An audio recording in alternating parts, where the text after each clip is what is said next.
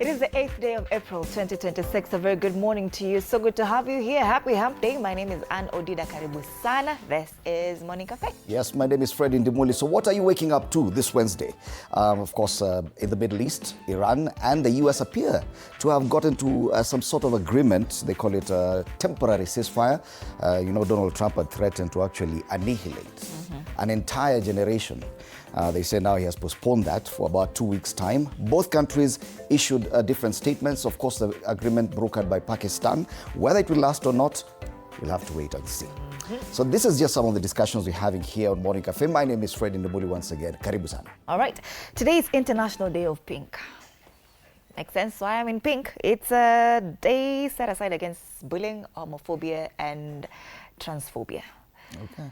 Yeah, so it's International Day of Pink. If you didn't know that, now you know you can wear a pink shirt. Clearly, you should have put that in our WhatsApp group. Pink Penda kusoma. But again, the conversation that we're forming the day today for us here on the show, it's about relationship. Being a Wednesday, it's Relationship Wednesday. We're asking you, if a relationship turns abusive, what makes it so hard to walk away? If a relationship turns abusive, what makes it so hard to walk away? Use the hashtag Morning Cafe TV47. But I'm here wondering, is it really that hard to walk away in 2026? I think it was quite hard in Kitambo sana, in the generation of our fathers and mothers. You may say that, but the truth of the matter is a majority of people in relationships actually stay in abusive relationships longer than they should, probably. Why? It still happens. Probably vested the interests you've had, probably joint investments. Children, of course. That's the other. And I think children is one of the reasons that many people use. Once you have 2-3 children with someone and you're wondering, okay, naenda wapi sasa? Yeah. I had a friend one time who was unfortunately brought up in an abusive household. And abusive is relative, it's subjective, whatever it means to you. And apparently, she is still in that setup. And one time she told me that she wished her parents left for them. You see the way parents stay in abusive relationship and say, we are staying for the kids. And she's saying, Odida, what if our parents left for us? That would have helped them so much. Because for her, she's saying that having to grow up in such a household, seeing all the struggles that, the mom used to go through, and then the push and pull between the mom and the dad every now and then, had some emotional turmoil on her growing up until this age. She has some traumas she feels she's dealing with. So if we're talking about kids, and I'm just thinking about it, then what if parents left for the kids? Look at it this way. Okay, forget about the kids for now. You've seen these relationships where people hurt, and there are people who believe that the more painful it is, the better. That a relationship without drama, probably, a relationship without a bit of violence here and there, anytime you're in a relationship that does not cause you pain, probably it's not a real relationship. Have you ever heard of that? There are quite some people who actually believe that.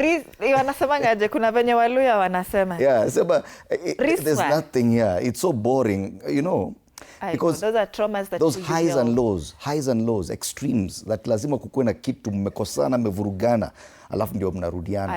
And then they say, what you do when you get back together. If you're in such a setup, you need some healing. Why do so many people stay in abusive situations even when they Because I do not like stress. If you shout at me, hata kidogo, kuna wale, I go home. Do you know there are women who say, if your husband doesn't beat you, he doesn't love you? Have you ever heard of that? Those are traumas. Now, have you ever heard of that? No, okay, I've heard of it. Exactly. But now those are people who've grown up in abusive relationships. Now that is the only thing they know. Now that could be the reason why people stay in abusive relationships. No, but because that's the question we're asking. Setup, please leave. It's 2026. We don't have to. The question is very direct. Probably you shouldn't. Of course, it doesn't make sense to stay in an abusive relationship. But the question is a relationship, in a relationship, that has turned abusive, what makes it so hard to walk away? It is the reasons we're asking for. Why don't people simply walk away? Yeah? TV47 Kenya on Facebook and YouTube, TV47 Digital on X. Use the hashtag Morning Cafe TV47. 0793267279 is our WhatsApp line. Send us a voice note or a video of yourself. Give us your reasons. What do you think? Why do people stay in abusive relationships? Let's take a look at the state of the weather at this point.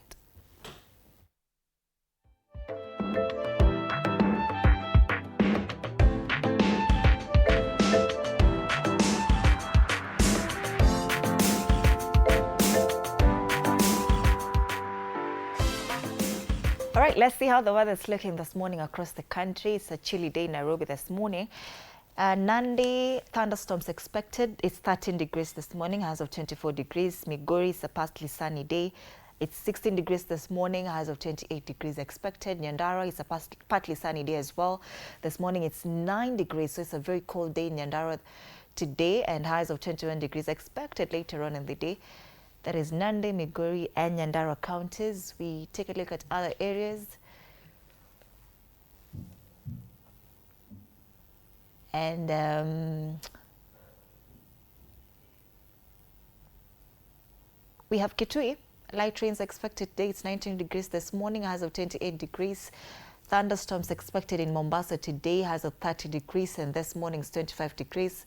Isiolo, it's a mostly sunny day today. 31 degrees are the highs expected in Isiolo County today, and this morning it's 19 degrees, and that's the state of the weather.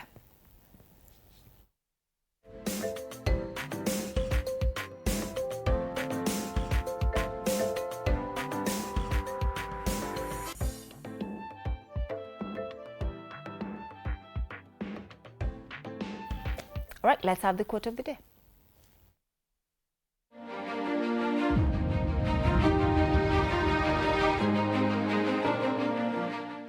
It is better to be hated for what you are than to be loved for what you're not.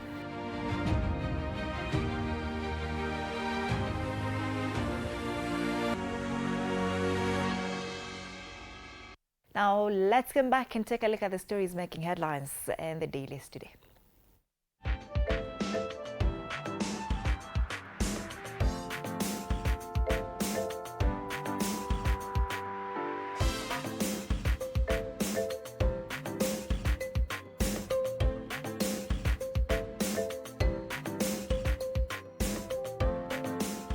All right, so the papers today are a mix of some politics as well as questions around accountability, especially when it comes to that oil scandal.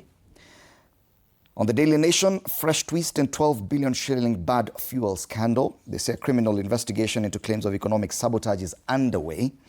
So the state yesterday ordered the removal from Kenya of a condemned fuel cargo, and the importer promptly considered, but questions over where the petrol was for 10 days and what the contractual obligations were still linger. So the story is on page 4 and 5, and it breaks down on the front page a timeline of how this ship moved from where, how it ended up in Kenya. It was initially supposed to go to Angola. It came to Mombasa. It stayed there for a while. Was it offloaded? People are questioning that. Did this fuel that they say is substandard, did it make it to our pipeline? Now that they say they've pulled it out, where did it go? Yeah, so those are the questions there. And very many questions about accountability. Who is to blame on this?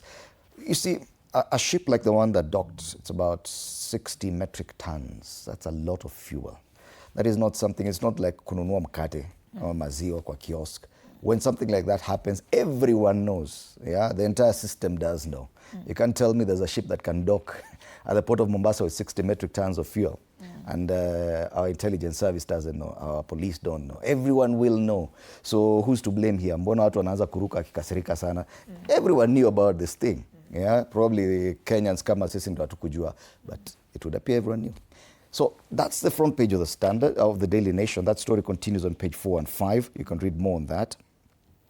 And the detail, about 2 weeks of how this ship moved and when it was ordered, how it was procured, the letters that moved, or the correspondence that moved between ministries, between bosses, high-ranking officials of the Ministry of Energy, the Trade Ministry. lakini bado shida ikakuja na watu wakafutwa kazi. Yes. The other story on the front page, as I said, it's a mix of the fuel scandal plus politics. Today kutawaka moto. Yeah. Kutawaka moto huko ndani, kuna wale wanaenda OlKalou for a funeral service. But on the Daily Nation, they don't talk about that. They talk about this. Gachagua bears his brother's will to show division of property. This has been a big debate. You know what Gachagua has done now? Yeah. If you look on the inside pages, he has published the will. The will is published here, and it's 2.5 pages long. Look, it's there. Public statement, estate of the late James Derito Gachagua, on page 10, 11, and 13. Evidence ya kalatas. Evidence umemekewa mujisomea, mwache kusikia ati sijui nini. It is there on the Daily Nation. It's also there on the inside pages of the Standard. 2.5 pages. Paid for. Musema ati will sijui nani alichukua mali ya ndio hiyo, angalia ujisome. That's an interesting story on the inside pages of the Daily Nation. They talk about why Kindiki has changed tack on Gachagua. We'll look at that later because it's on the front page of another paper, but that's on the inside pages. Other stories on the front page of the Daily Nation this morning. Huyu bado yuko Margaret Nyakango, ule control of budget. Counties struggle as 143 billion shilling revenue crisis derails services. And matters politics, inside Orengo's complex dance with Odinga dynasty. On the back page, matters local football. Ex-Wanyama teammates scoring wonder goals in Kenya. That's Kiza.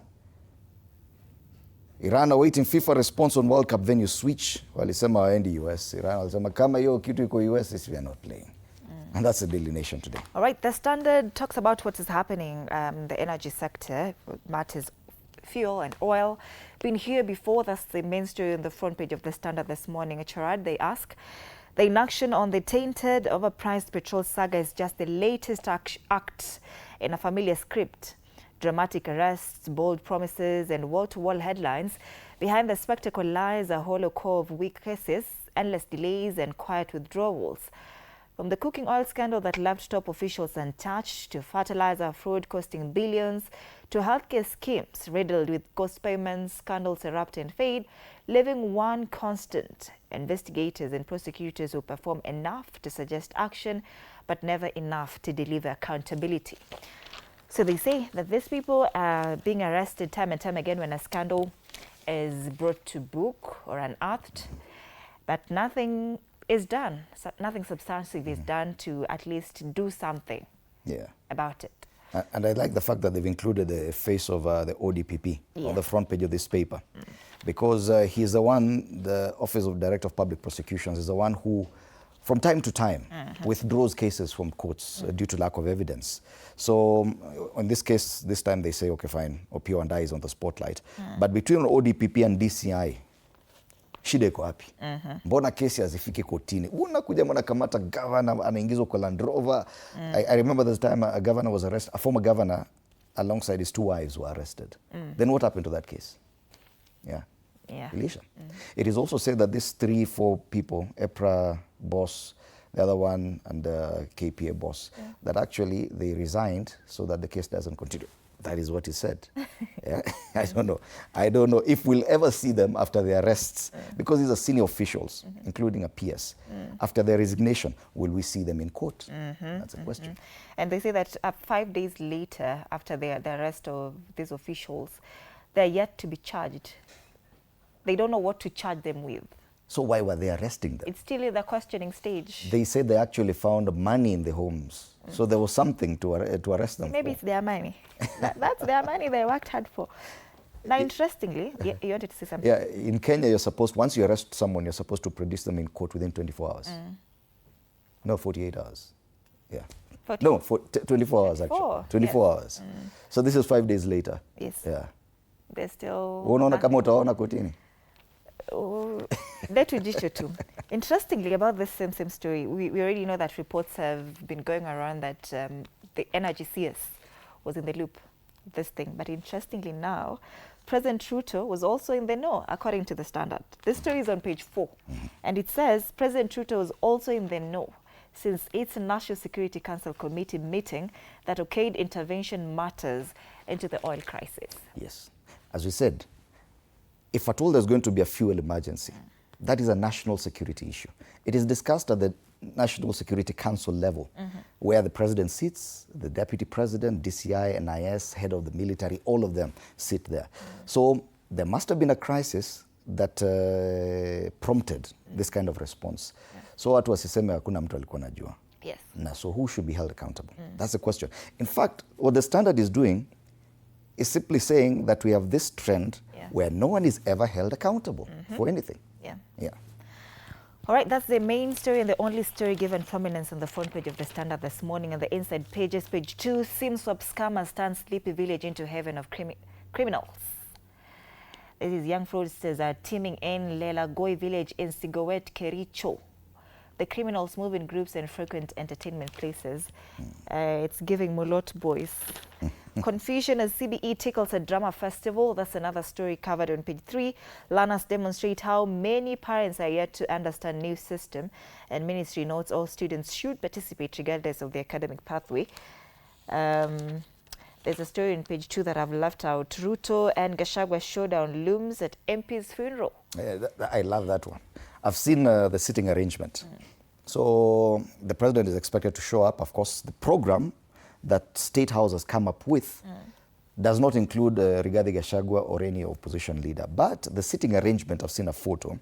You see the seats are labeled. So Rigathi Gachagua's seat is there and is put next to Senate Majority Leader Aaron Cheruiyot. That will be a very interesting conversation the two are going to have. And iko tent ile ambali, unajua at a funeral service kuna ile tent, main tent ile ya VIP. Lakini saa yao imekuwa kando kidogo. They say there are no enemies in politics. There are no enemies in politics.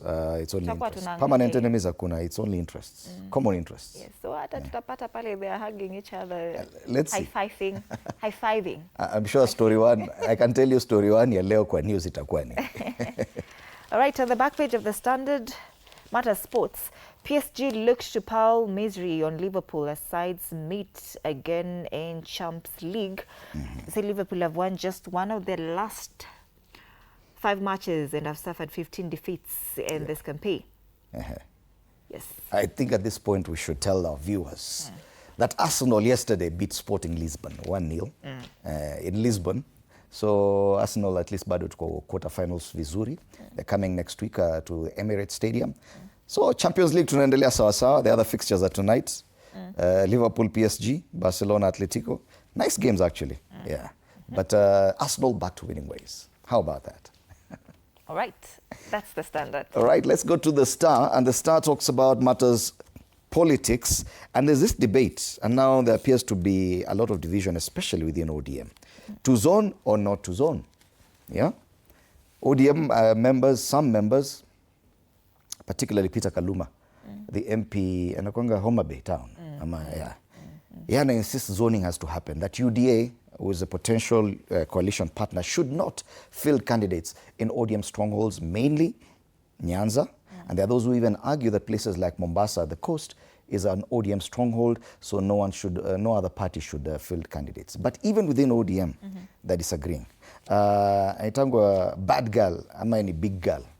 Bad girl. Bad girl. Bad girl Millie.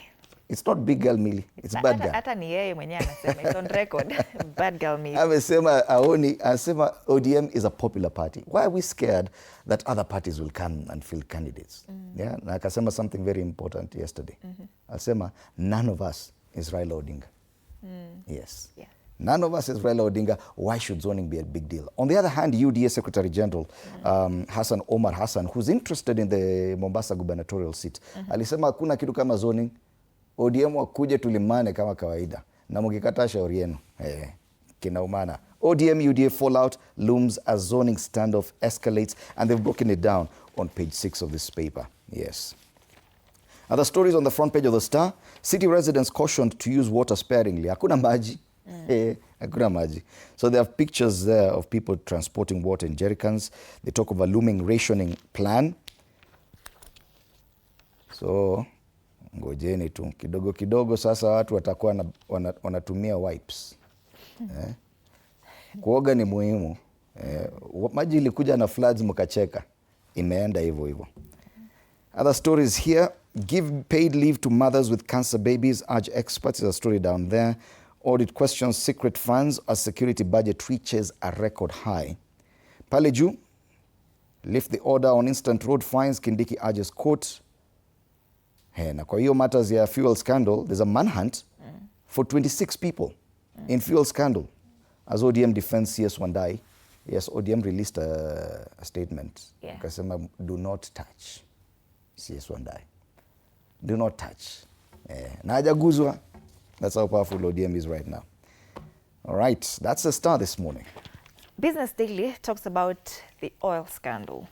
Uganda link in Kenya's 12 billion shillings fuel import scam. Now Uganda inapata states imeingia COMEX. They say Uganda rejected Kenya's request to use its fuel reserves in Kenya Pipeline Company's network and stave off a petrol shortage, triggering arrests and a fallout over an import cargo. Now, a confidential brief from former Petroleum Principal Secretary Mohamed Liban shows that Kenya sought an unspecified amount of the petrol meant for Uganda as one of the stopgap measures to avert a shortage of the commodity from April 4th. Kenya promised Uganda it will reimburse the fuel once its delayed cargo lands in the country amid the supply concerns linked to the Iran conflict, which has affected global and energy markets. Then if you were to take Uganda's oil, then wao walikuwa wapi mafuta? You see, I think the deal is because Uganda has oil reserves in Kenya. They import their oil from Kenya, so they have oil reserves in Kenya. So all this should go through the pipeline. So sisi tukikuja, yetu ikikuja tunaweka kwa pipeline. Yao pia ikitaka kuenda sinatumia tu hiyo pipeline. So wanasema sababu yetu imechelewa kidogo, so hiyo yenyu tuweke kwa pipeline. Na si yao pia wako na hiyo crisis. Si itawafikia tu. Sasa, no. Uganda has no crisis. Them, they have fuel reserves. They do? They do. It is Kenya that was facing a risk. Uganda was safe? Uganda have reserves in Kenya. Si ndio hiyo wamesema hawapeani? So if they already had oil. To use Uganda's reserves here in Kenya, right? That means they would have had a shortage now that we are using their reserves. No, they were saying Kenya is expecting a delivery. Ni ile tu imechelewa kidogo. Ingefail kufika. Ingefail kufika, sasa ingekuwa crisis. Hakuna, sasa ingefail kufika. That is now the thing we should be talking about. Because they say our G2G is what delayed. Yeah. Na ikasemekana by 4th of April hatutakuwa na mafuta. It delayed because the Strait of Hormuz is closed. Yes. Lakini si kuna njia nyingine ya kutafuta oil. Kama ile tulipata, lakini wakasema it was substandard and procurement was not done properly. But kama wangekubali hiyo, we would have oil in our pipeline. Clearly hawajakubali, so imerudi kwenye imetoka. But do you believe that we can stay without oil? Of course, the National Security Council has said you can start any emergency importation. Yes, as long as you do it properly. Yes. My concern is Uganda. Now, yes, because Uganda is a landlocked country. We have their reserves here in the country. Then we cannot say we are using theirs if we are not sure if ours will arrive in the country. Well, I guess that's why they said no. Well, this is a story in page 2. It's a very interesting read. Other quick headlines here. Depositors in top banks lose 63.7 billion shillings in a year as rates dip. That's another story on page 14. And the Tika oil firms get 3.5 billion shillings for losses at defunct petroleum refinery. The state has released that amount to compensate oil marketing firms for losses incurred at the defunct Kenya Petroleum Refineries Limited. Private sector activity shrinks for first time in 7 months. And Kenya introduces 15 million shillings permit fees for Starlink and satellite rivals. And that's the Business Daily. All right, let's take a look at the People Daily. And today the front page of the People Daily is Matters Politics. They talk about... mbona inachelewa hivi? Tulikuwa nayo hapa tu saa. People Daily, Ruto Gachagua wamfanya nini? Matters Politics. Ruto Gachagua in scramble for Mount Kenya votes. That story is on page 4 because I wanted to read the story itself. Siasa za Mlima Kenya zimerejelea. Now the death of OlKalou MP Keraho is a new battlefront for these parties. Kila mtu anasema vile watalima au wengine ukifika hiyo by elections. Jamaa hajazikwa bado. Situtulie, tuliza boli. Let's go for the funeral first. Let's wait for the speaker to declare the seat vacant. Then you can talk about, okay, fine, we'll do this or the other. At least in for what happened in Emurua Kindiki. That one already, parties have already come up with their candidates, and that will go on. But for OlKalou, tungoje funeral kwanza. But the question is, should we see this as another Mbeere North? That ule mwenye atashinda hapa, yeye ndo kingpin wa Mlimani. Kindiki amesema mimi lazima ndashinda. Gachagua amesema tukutane kwenye debe. Ruto naye hawezi kubali kushindwa. So is this another battlefront for the heart and soul of Mount Kenya? It is. That's the story now on the front page of the People Daily today. Other quick highlights on the front page of this paper. Iran, global politics, and Kenya. Ambassador Ali Golampur speaks. Now, that story is on page 8. Ile PS wetu wa Foreign Affairs alikuwa ameongea. Nafa naambiwa wewe unaongeanga sana. Na ni kama wewe hujui Kenya unasema. Atulize. Garissa's 10 billion shilling question, can livestock pay the bills? Those are the stories given prominence on the People Daily today. About tani ya Kindiki is the main headline on the front page of Taifa Leo this morning. Naibu wa Rais amebadili mbinu ya kukabiliana na mahasimu wake Mlimani kwa kuhimiza msamaha na umoja wa kieneo katika hali ambayo changanuzi anasema inalenga kuepusha migawanyiko kwa matarajio ya kumzolea Ruto kura uchaguzini mwaka ujao, yeye akilenga urais mwaka 2032. Hatua kusamehe mahasimu Mlima Kenya na kuhimiza umoja atajwa kuwa mbinu mpya.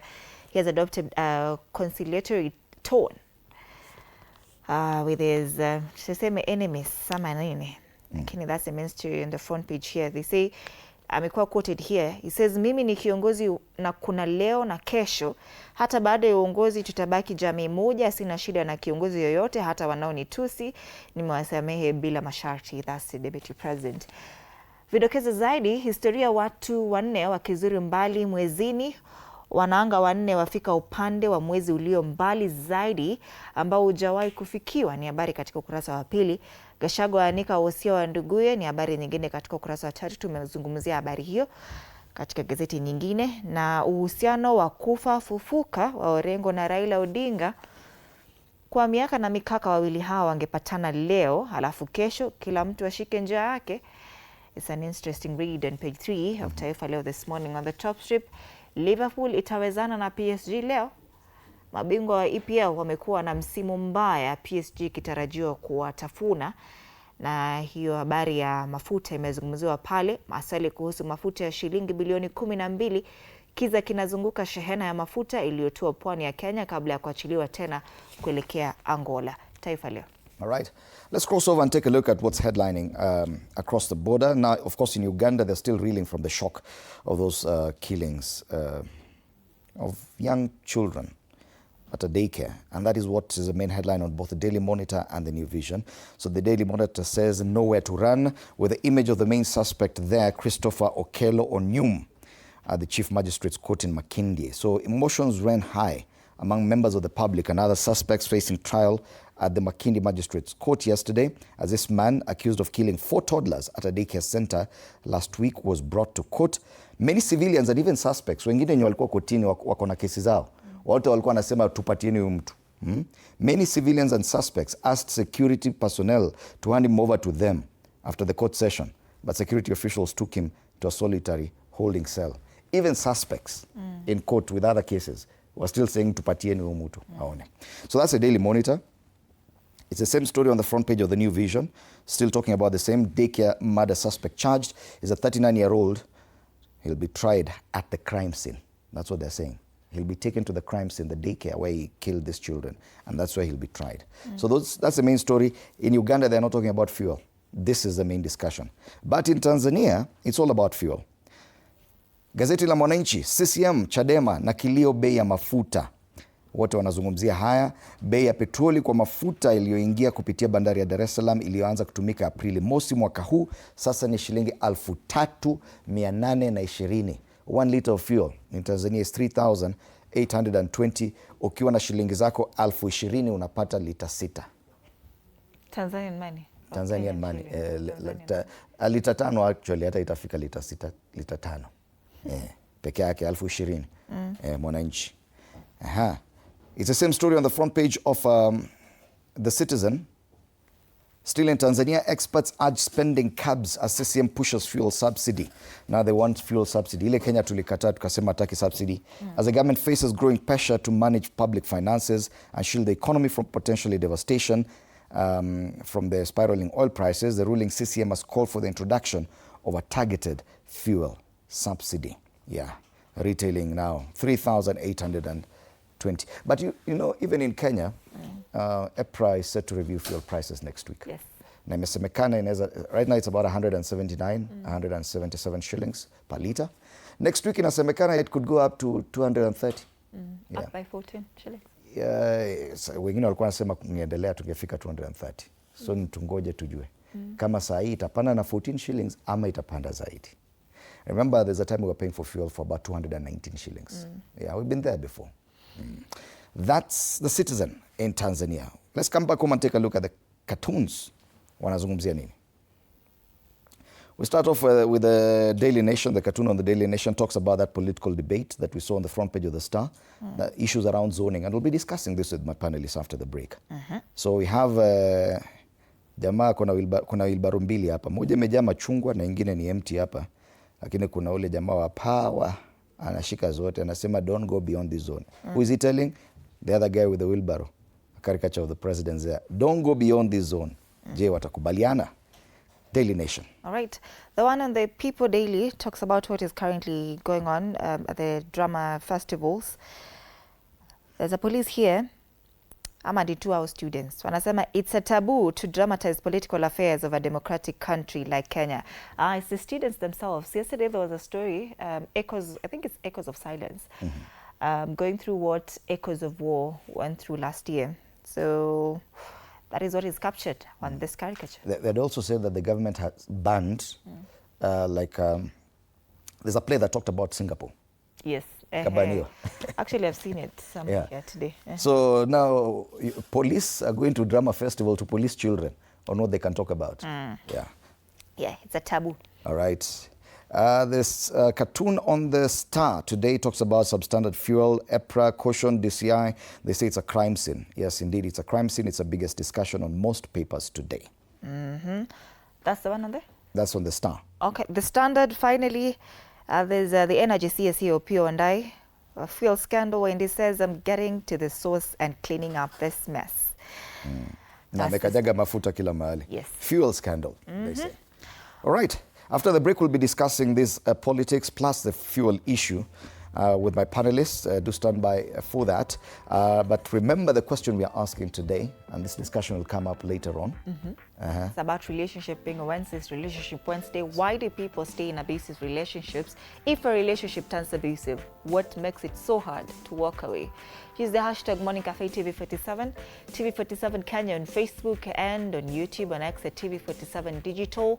Our WhatsApp line is also active, 0793-267-279. My handle is at Ann_Dida. My handle on X is at Freddie Nimuli. See you after the break.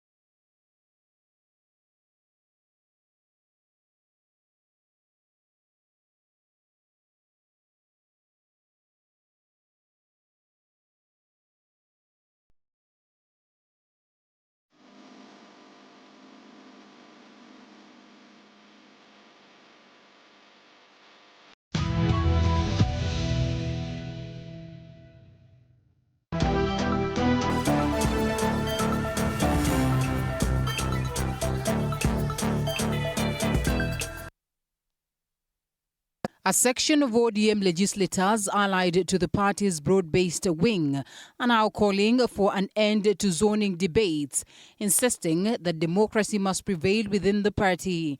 Led by Suba North Member of Parliament Millie Odhiambo, the leaders argue that zoning should not even arise, especially in areas where aspirants have actively served and engaged their constituents. Because why leave out ODM in Rift Valley, where we have presence? So it should be a liberalized market where you sell your product as much as you want without any interruption. So I think those who are worried that want direct tickets are the ones talking about zoning. I think zoning is another name for direct ticket. And if indeed you have done your work as a member of parliament and a legislator, you should not worry about competing for nomination. And so if there's a party position on zoning, I will respect the party position, even though I don't agree with it. That is allowed. Another section led by Homa Bay Member of Parliament Peter Kaluma are calling for zoning as the party prepares to hold talks with the ruling UDA party. A section of ODM members in Mombasa vehemently opposed the plans by the party's leadership to introduce zoning before the oncoming general elections. That we are against, as members of ODM, with the strongest term followable. You will kill the autonomy of the voters. The voters are the strongest people to make a decision. Why come with this zoning thing? Must not be allowed to limit our option at the ballot. There is only one conversation we expect from the ODM leadership today. The conversation is how ODM will ensure that party nominations are transparent, free and fair. ODM leadership is rooting for a 50-50 arrangement with the UDA government, automatically breeding the talk of zoning, which opponents say it will bring resentment and weaken the party's grassroots support ahead of future elections. We are moving a direction I don't like, which is disunity, disunity, disunity. None of us is Raila Amolo Odinga. We are all elected in our respective positions. Me as a member of parliament for Suba North and each of them in their respective constituencies. Let us respect each member. This happening as the UDA team have their boots actively on the coastal ground, a long-known stronghold of ODM focused on capturing their support.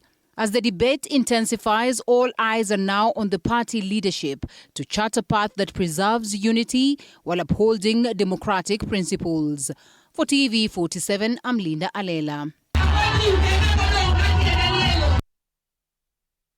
Yes, ODM UDA fallout looms as zoning standoff escalates is a big headline on the front page of the Star this morning. It is a big discussion. We've seen it even on one of the cartoons today that you're looking at. So in Kenyan politics, the term zoning is in this context refers to probably a pre-election agreement where parties agree that in some areas the other partner will not field any candidates. In this case, between ODM and UDA, who are working on a coalition, a possible coalition, ODM is demanding that areas it terms as strongholds, including Luo Nyanza, and some areas like the coast, which they consider their strongholds, that the UDA party, which is a potential coalition partner, should not field candidates there. Not everyone agrees even within ODM. One of them is Millie Odhiambo, the Suba North MP. She says ODM is a popular party and it's strong enough to fight off or to fend off any rivalry from any party, including UDA. But not everyone agrees. Peter Kaluma, who is an MP Homa Bay Town, believes that without zoning, ODM may lose parliamentary numbers. Is this an indication of weakness on the part of ODM? And what would this mean to the voters who are not happy with this kind of political arrangement? This morning we're privileged to have in studio James Gachagua, MP Embakasi North, karibu sana. And it's good to have you in studio. We also have MP Sabina Chege with us. Karibu sana.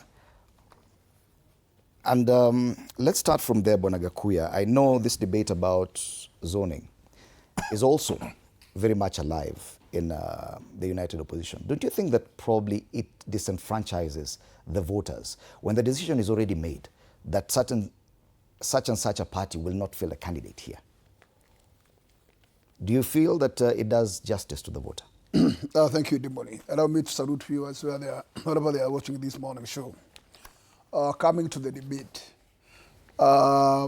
zoning is not a new political or election element because it has happened.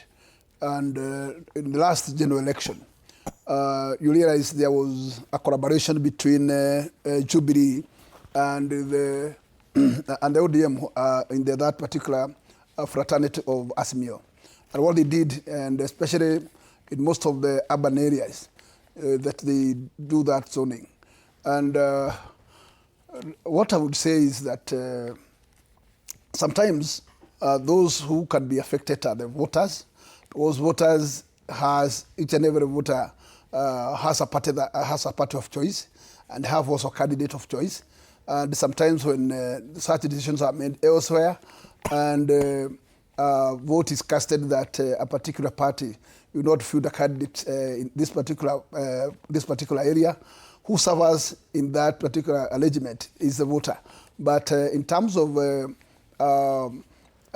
political alignment in what we call balancing political equations in matter of securing number of seats, it's not a bad way of doing, because assume you field candidate all over, and you split your votes, it weakens the chances of victory to most of the positions. So it's not a bad, to me, it's not a bad thing. Do you think it's an admission of weakness from a party as big as ODM, which has been there for 20 years? They appear scared of a party like UDA, which has only existed for 5 years, by saying UDA should not come to Nyanza? In fact, in terms of rural areas should be left to the strong parties around that area. Because if it is an issue to do with ODM fraternity, basically their base is Nyanza base. And therefore, I think if they can agree that leave this particular base for us, it can work. But though, whether that is done or not, remember, those other parties also do have an entry point to those bases.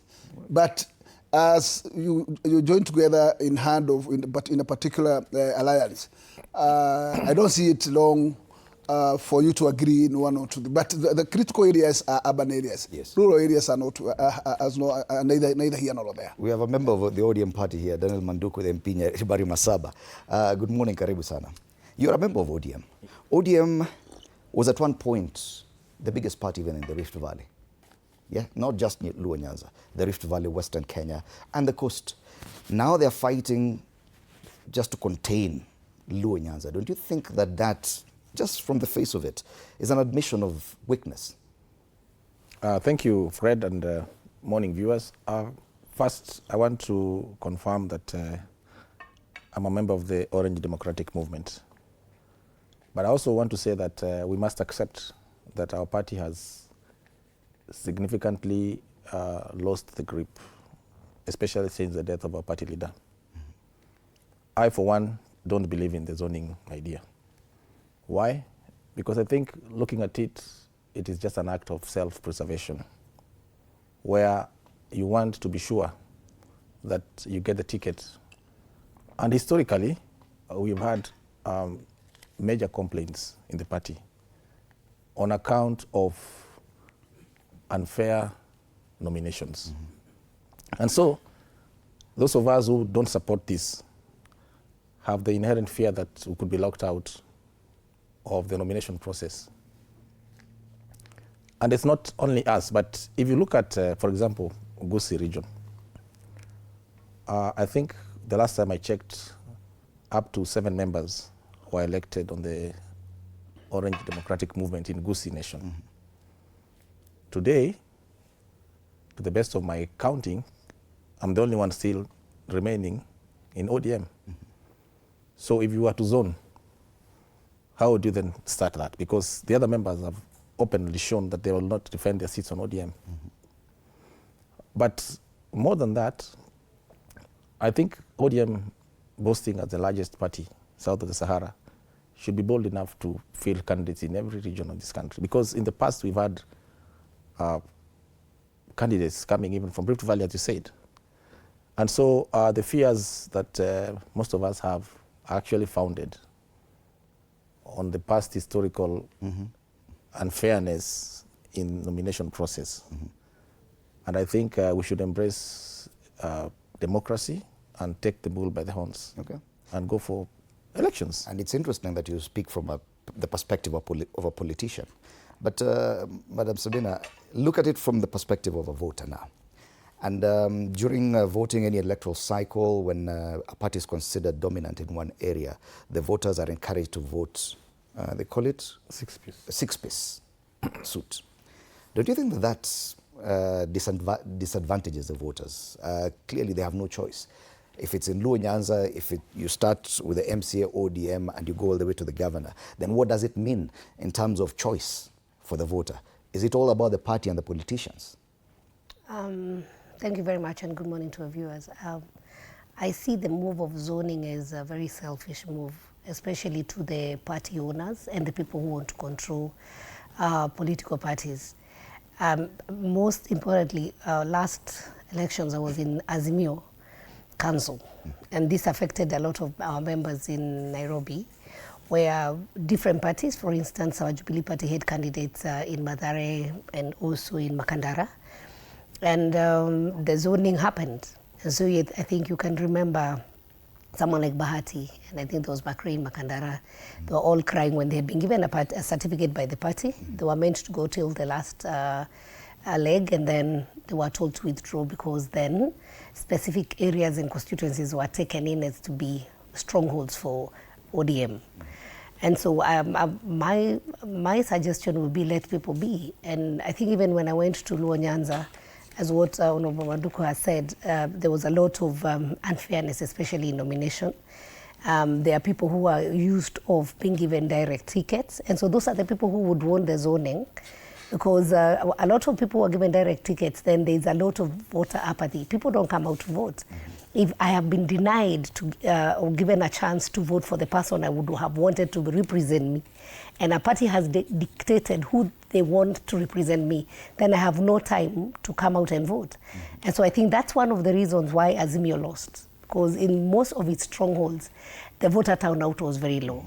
And I think for any political party, or even for anybody who is seeking for those higher positions, especially the presidency, allow everybody to be.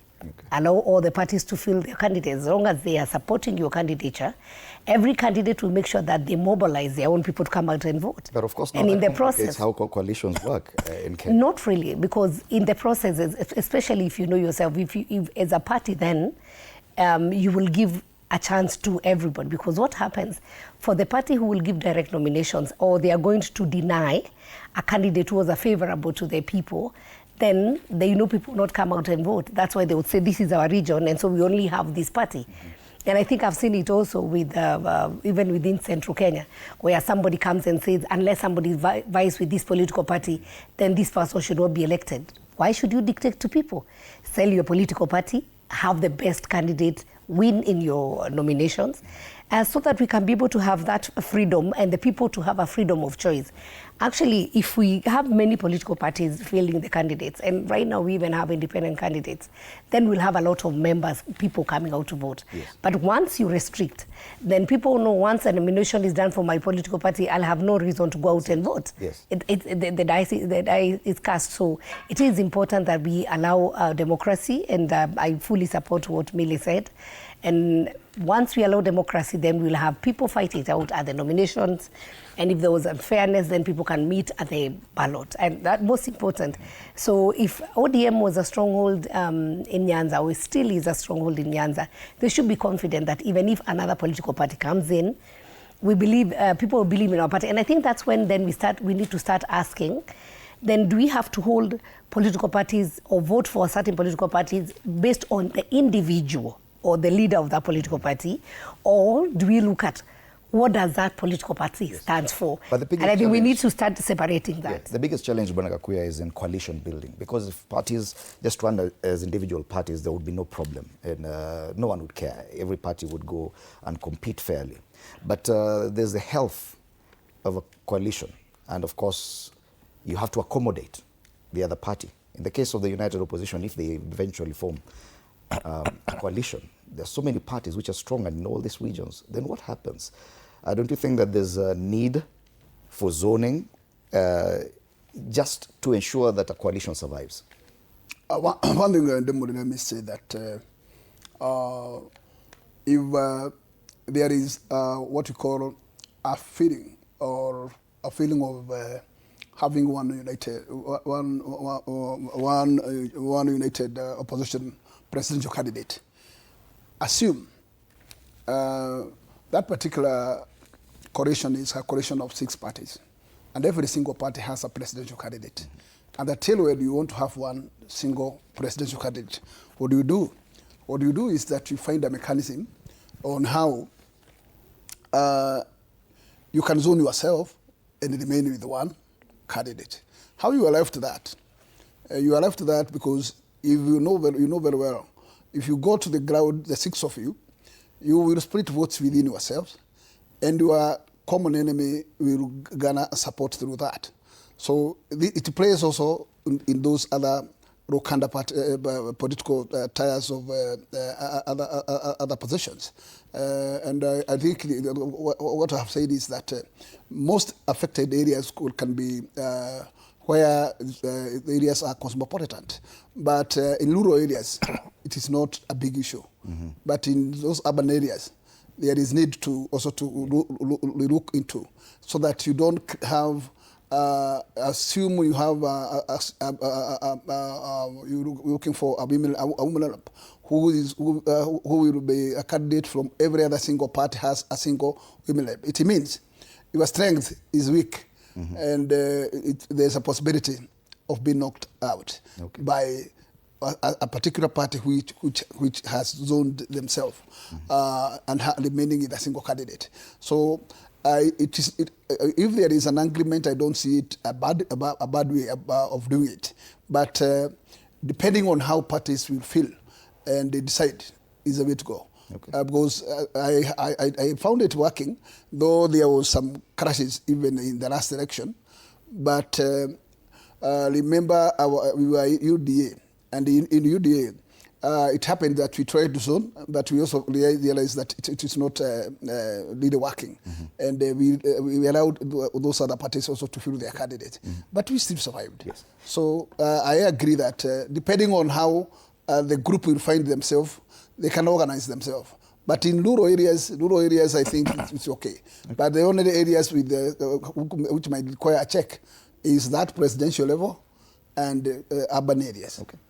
President William Ruto has always desired to have one huge monolithic party, not coalitions of convenience with so many splinters. And his hope was even that Kenya Kwanza would ideally have been one party without the need to have different parties carry out their own primaries. Do you think that that's a better way to go? And as far as political movements are concerned, that if you feel that your ideologies are the same, then just join one party, break down your individual parties, and move as one outfit, do a common primary ahead of the elections, instead of trying to manage the convenience of each and every party? Theoretically, it works on paper. But my colleague, Honorable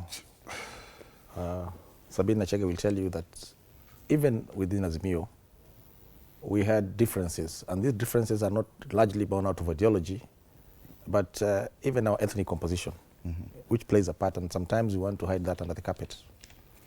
That it is very difficult to have a monolithic, homogeneous political vehicle, because we are different, and we have different ideologies. And then don't forget that our parties are largely formed around our leaders. And so when you have different leaders, you are likely to have different vehicles. But more than that, I think it's also not good for democracy that you have one large monolithic party. It is good to have many parties and let each party compete on its own ideological strength. Mm-hmm. And then it is always better, I think, in my opinion, to build coalitions after the elections. Mm-hmm. Because you see, like my party today, ODM, has 87 members. And we keep... Elected members. Elected members. We keep thumping our chests that we have big numbers. But we're forgetting that even in the next dispensation, what will matter is how many of us will be back in the house on ODM. if suppose we made a pre-election agreement with Kenya Kwanza today, and we failed to attain that number of 87, then there's a basis for renegotiation, because what matters are the numbers in the House. And this is why sometimes I feel sad, because we don't seem to see that as we cry about zoning and all that. We should be able to see that we need more numbers in the next House, probably even more numbers than UDA, yes, so that we've got muscle. We can leverage on our numbers and negotiate. As it is today, we keep making noise, assuming that we already have this 87 secured. And the truth of the matter is that UDA has actually crept into some of our zones. I know, for example, in the coast region, they have been able to penetrate, and they are likely to cause an upset. Even in Gusii land, it will not be the same as last time. The numbers will definitely increase. That I can assure you. And so, even as we go into these negotiations, we should be worried of the fact that already our biggest competitor has made significant strides. He's more organized, has at least 20 members in every polling station in the country today, and is likely to actually still be strong and big. Yeah, and if we look at history of coalitions in Kenya, the NARC coalition, even the Jubilee, because Jubilee started off as a Jubilee Alliance, 2 parties. Yes. They found the need to collapse their parties and be one big party, field candidates all over the country. Don't you think that that is a much better deal as compared to the Jubilee Alliance that was there in 2013? Well, unless we want to go back to the KANU era, where we had one political party, and then we decide we don't need the democracy. There must have been a reason why our seniors in politics came up with the idea of let's have as many political parties as possible. And as I said, if you look at the voter turnout, the places where zoning is prominent and where one political party dominates, the final day, people don't turn out to vote. And it's through my personal experience, and I saw it even when we went like Azimio. I remember when we went to Kisumu, there was war. And when you get there, they say, this is ODM zone. And we came in as the battalion, as Azimio. Then we had the candidates who were in other political parties, like Ochieng's party.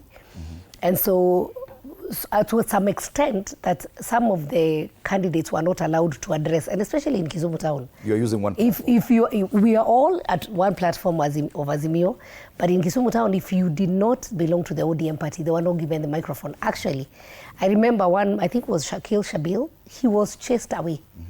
Literally, people chasing him and saying this is an ODM function, and it was meant to be an Azimio coalition function. So it is really unfair. But you saw even in those areas, someone like Shakil Shabil still won. So it is important that we give people a chance, and especially where we want the citizens to actually be able to select or choose the best person to represent them. And what I've said about the political parties is it's not mainly, we don't look at what the political parties believe in. So why are you in ODM? Why are you in UDA? Why are you in DCP? Or why are you in Jubilee? It would be interesting to look at the united opposition today, because in Mount Kenya, there's Jubilee, then there's DCP, then there's Martha Karua's party. JB Muturi has also his own political party. Munya is still there. So that is Mount Kenya region. So would you come and say then this is a zone that we are giving one political party? What then happens to the other political parties? For the presidential is different, because when parties or there's coalition, they agree on a suitable candidate. And so whether you belong to whichever party, then you have agreed on one presidential candidate. Presidential candidates, the approach is very different, because they actually agree on one person. But that means then any other person who is under that coalition will campaign for that presidential candidate, but they'll also gather their own votes. So I think it is important we allow people to we allow democracy. And I said, even in urban areas, we saw it in Nairobi. And I know my friend Akuya here wants to be the governor of Nairobi. So if today you are called and you are told the zoning doesn't favor you, Yes. so it's another candidate, then where does that leave you? Right. You know, we saw candidates, and let me just mention somebody like Ngatia, who was a gubernatorial candidate in Nairobi, who was just told to step aside. And then also Wanyonyi, who was in ODM, who wanted to be the governor of Nairobi. Then he was told to step aside or become a deputy governor, so he opted to go back to Westlands. So it's really unfair, especially for the candidates who believe in themselves, who have invested, and then just from nowhere, a boardroom decision is done and you're told you step aside for so-and-so. It is really not fair. ODM, UDA fallout looms as zoning standoff escalates. The debate is now not just between UDA and its potential coalition partner ODM, but even within ODM, they disagree. Bonamanduku says he's not for zoning, but quite a number of people there are for zoning. How it will pan out, only time will tell. Today is a big day, and that's what I'd want us to focus on next. The story on page 2 of the Standard talks about Ruto Gachagua showdown looms at MP's funeral. And I know most of the members of the National Assembly here, who are colleagues of the late MP David Keraho of OlKalou, will be attending that funeral service. And so for the second time, I think, President William Ruto, Deputy President Kithure Kindiki, and the former Deputy President Rigathi Gachagua will be at the same venue. I think it happened last time in Embu. It has not happened again. Today could just be that day. So a lot of drama expected there. Let's watch this story. Fire, see fire! The battle for the forthcoming OlKalou by-election, triggered by the death of area MP David Keraho, has raised the stakes for political supremacy in the Mount Kenya region between Deputy President Kithure Kindiki and his predecessor Rigathi Gachagua.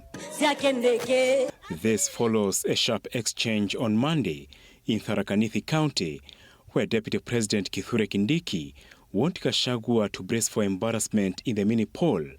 Gachagua hitting back, accusing Kindiki of disrespecting Kikuyu traditions and customs. Sijaanzana na yeye. Hanijui. Huyo mtu I will embarrass him. Alikuja na hiyo kifua pale mbele.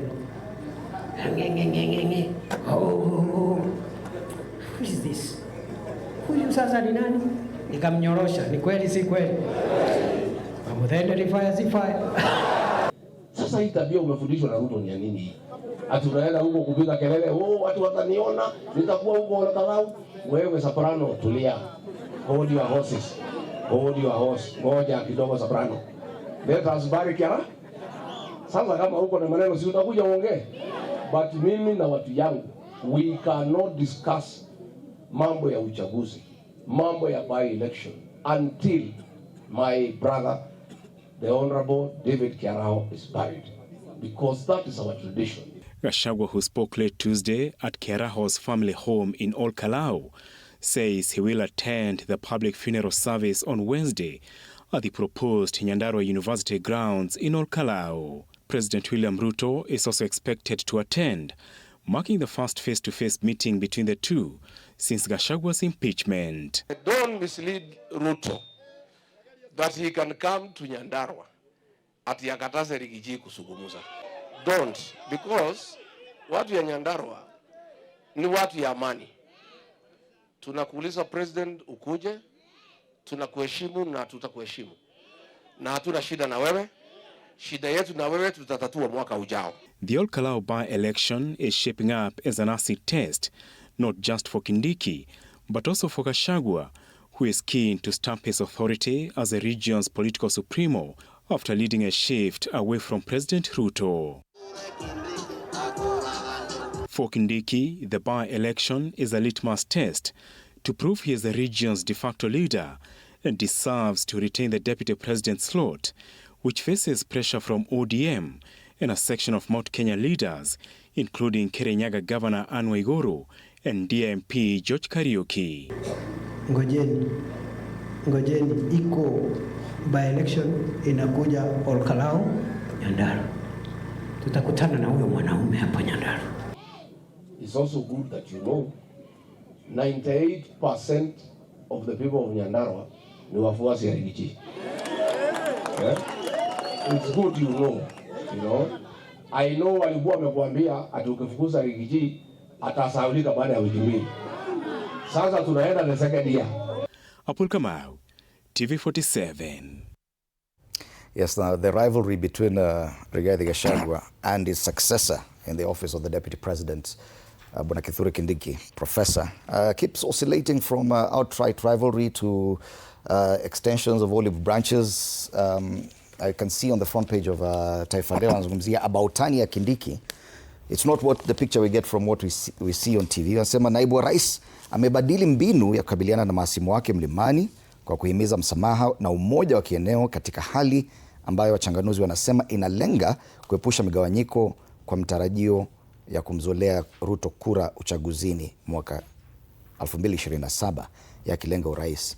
Lakini hatua ya kusamehe mahasimu mlima Kenya na kuhimiza umoja yatajwa kuwa mbinu mpya, na nasemekana matamshi yake yanalenga aliyekuwa naibu wa rais Rigathi Gachagua. What exactly is happening, Bwana Gakuya? Because we are getting lost here. We understand these are rivals. One succeeded the other in that big office. There's been these exchanges. Then we see the deputy president change tack. Then now a new battlefront has opened up for the heart and soul of Mount Kenya. What exactly is happening? Idemuri, what I would say is that this is all politics.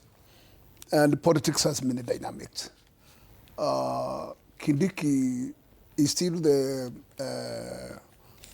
deputy president. And the one is that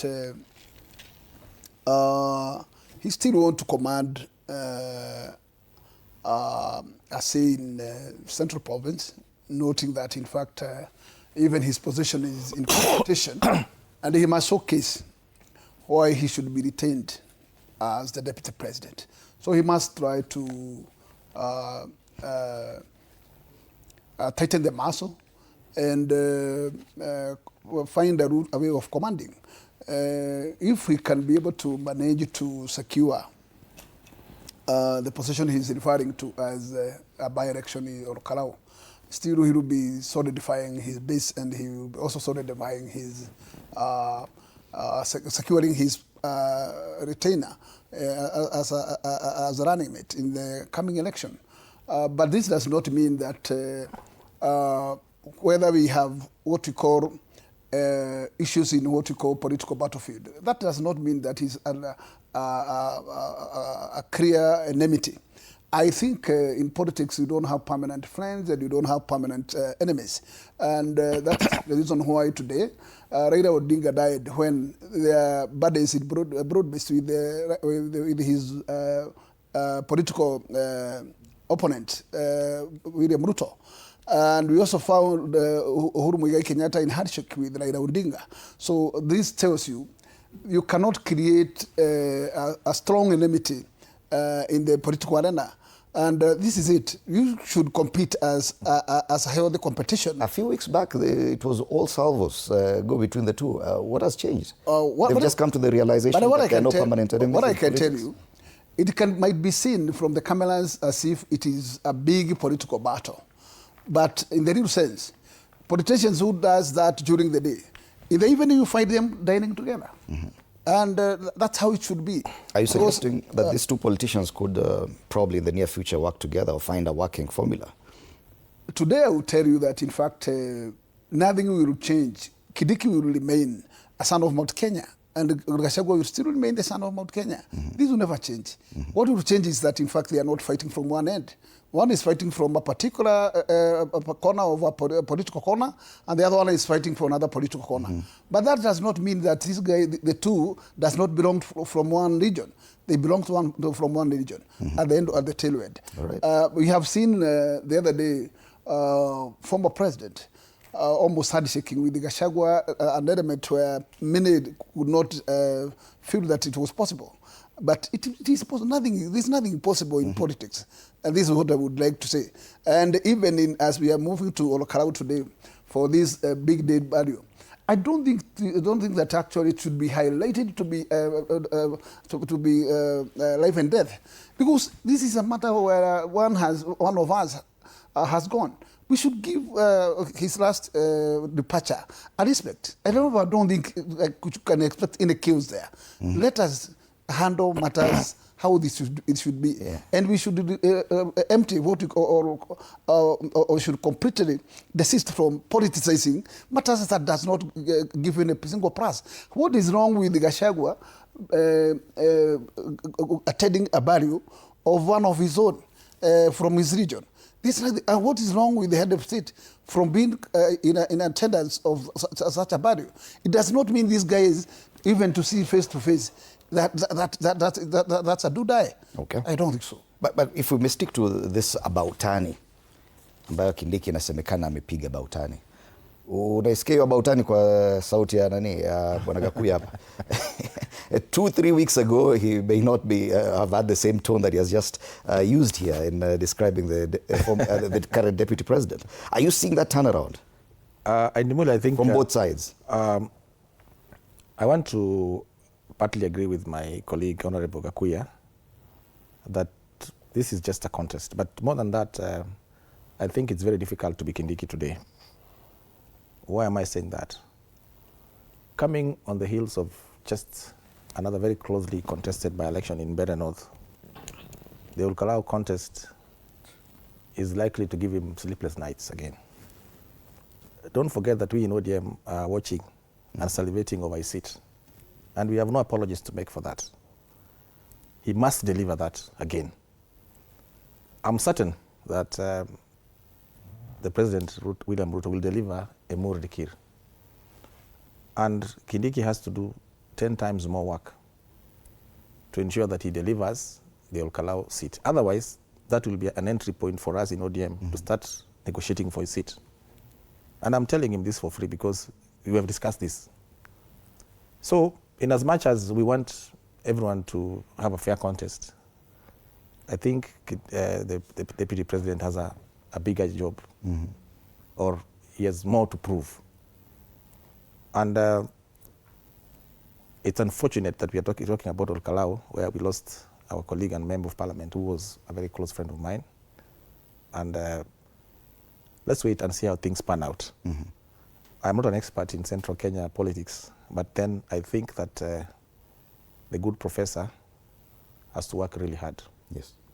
This will be the very first direct contest between the two gentlemen, Rigathi Gachagua and the Professor Kithure Kindiki, given the fact that DStv is looking to field a candidate directly in OlKalou. Do you see the burden more on the shoulders of Professor Kindiki as opposed to Rigathi Gachagua? Allow me first to offer my condolences to the family of Honorable Kera, who was my personal friend and who was also my colleague at the Jubilee Party. And even now, I'll have to leave very early before the show ends because I have to go the way to OlKalou. And I'm not going to OlKalou because I am a politician. I am going as a friend of a family. I'm going as a personal friend to Honorable Kera. And it's very sad when we politicians forget that when somebody dies, whether you're a politician, when somebody was a politician, we assume maybe we want to take advantage and maybe we have a free crowd to come and address and do our political dance there. But we forget that this is a father, and so there are children who have lost their father. This is a husband to somebody, there's a wife who have lost their husband. He's a brother and also he's a grandfather to people, and I saw Honorable Kerahu's children, and they have very young children. So as we want to dramatize and we want to have political mileage, it is important to know that there are children who will be looking at us, who will never forget how we treated a solemn function or a farewell function for their loved one. Remember, Honorable Kerahu has been elected in OlKalou 3 times. He was serving his 3rd term. And also, he's among very few members of Mount Kenya region who won with the Jubilee ticket. In Nyandarua, it was him and Honorable Kwenya who won with the Jubilee ticket, where everybody else went for UDA. So he's a unique character. And I'll also want to say that OlKalou people are also very unique. It is sad. Well, I will not support anybody's sentiment talking about maybe the by-election or anything, but Honorable Kindiki spoke when he was in Tharaka Nithi. But we saw the former deputy president chest thumping at the compound of Honorable Keraho's home where his family were not present. I don't know what he went to do, and he went with a multitude of people and the family were not there. You know, where did our respect go? Why do we have to antagonize the family? I lost my mother around almost 10 years ago, and I really got support of my colleagues. But when the day of the funeral came, I allowed, and I told my colleagues, I am ninth born, I'm the last born in our family, I'm the only politicians. The rest of my members are not politicians. And I think it's apart from the governor and the president who spoke and the deputy president, because then, who is the current president, they had come, we did not have politicians speak. And I really respectfully asked my colleagues, because we had gone through a very tough time. My dad was in the ICU for 3 months. My mother, we had no barrier for 3 months, which was very heavy for us. And so I would plead with all the politicians, whichever divide you come from. This is not a time to showcase the political muscle. This is not the time to mobilize people who are not even from OlKalou to come there and start cheering whoever stands, or to start jeering or shutting out anyone who is not there. It is unfortunate. I would plead that we give Honorable Keraho the respect he deserves. Don't come demand to speak. Why would you? I've seen the program from State House, and it does not include the former deputy president. Do you think that should be the way? Why should he be included? Is he a family member? And number two, I'll also say, even personally, when I attend a funeral, and I think we were with Honorable Gachagua at Honorable Jamlik's mother's funeral, they tried to push saying 1 term, 2 term, and I told them there's time for everything. I had gone there to mourn a mother of a friend. Honorable Jamlik had worked with him for a long time, but unfortunately other people took in the position to shout me down and to start talking about which political side they support. It is very unfortunate. You cannot demand to speak. And then let me also say something, because I have a history with Honorable Keraho. When Jubilee when we lost with Azimio and we started being mistreated, Honorable Keraho was the chair by that time of Mount Kenya MPs. He's the one who led us to go to Honorable Rigathi Gachagua's office as a chair. Honorable Rigathi Gachagua, he's the one who led us to go to State House to meet the president. Then immediately after, whatever happened, and there was a fallout. So Honorable Keraho has been on our side and has been on the side of the president and supporting the government. So he has been called name, he has been called a traitor, he has been called like a Konia. And the former deputy president has been on the platform saying anybody who supports the president should not be re-elected. So do I become important now that I am dead and you want to take advantage of a funeral? I think if anyone is to attend, including myself, including even the president, let us give their family the respect they deserve. Right. We don't have to go there compete. If I'm not given a chance, you can't say, this is where I come from here, I must speak. It is not your brother's, it is not your friend's funeral. This is a person who the family can actually say, we would want to have our privacy. The family can give tributes, and it ends there. Okay. So let us respect Honorable Keraho, and I feel very sad. And I'm sure his deputy might get the opportunity to speak. This is the second time that these three gentlemen are meeting in one event, the other one being Embu. We saw the kind of drama and chaos that happened in Embu. Do you anticipate something like that? And do you think that leaving the former deputy president out of the program, given the level of leadership he's at, is the right way to go? Let me say that this is a state funeral, and since it is a state funeral, the program is already done, and in case you don't have an opportunity to speak, it is not so hard for you to accept that and make it cool. Because I don't think that there's anything good to antagonize such a last-minute journey for the deceased. And therefore, I would still start to say that one has to be given his last respect as it deserves. And I cannot even anticipate any chaotic situation in such a burial. So I would wish that everybody would be sober, and if a chance to speak is there, you speak soberly. And if it's not, the opportunity is not there, you just take it cool and accept that because the family, at the end of the day, has every right. They can stand to say we don't want speeches, and that can be the end of it. It has to be respected. What I would say is that let this not be let the podium not become a political podium for what we anticipate as a by-election. Okay. But let us take it as a burial and a burial day and a very respected date for the send-off of our colleague. Okay. So I would wish that in everybody, in his mind, let us take that particular respect for the family and the respect for the deceased, so that we can give the deceased a last-minute departure. Okay. But listening to the Deputy President, he's already eager, and he's already feeling the pressure. He's the one who's talking about the by-election. I think the former Deputy President even said, okay, fine, let's talk about the by-election after we lay him to rest. Do you think that, yes, discussion around the by-election could pop up at the funeral today?